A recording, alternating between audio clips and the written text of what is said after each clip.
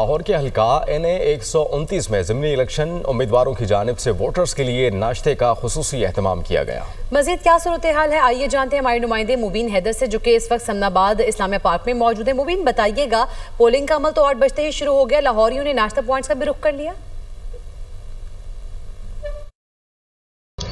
बिल्कुल यही सूरत हाल है। इस वक्त भी हम लोग हल्का NA 129 के अंदर मौजूद हैं। इलेक्शन का दिन आन पहुंचा है, पोलिंग का अमल स्टार्ट हो चुका है, साथ साथ सियासी कैंप लगा लिए गए हैं, नाश्ता पॉइंट्स बना दिए गए हैं जहां पर वर्कर्स आकर जो है अपने नाश्ते से लुत्फानंदोज हो रहे हैं। वामुन्नास के लिए और खुली एक दावत होती है कि कोई भी यहाँ पर आए, नाश्ते से लुत्फानंदोज हो।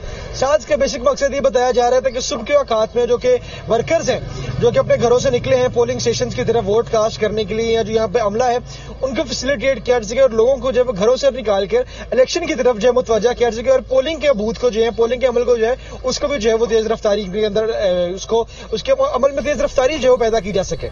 जी।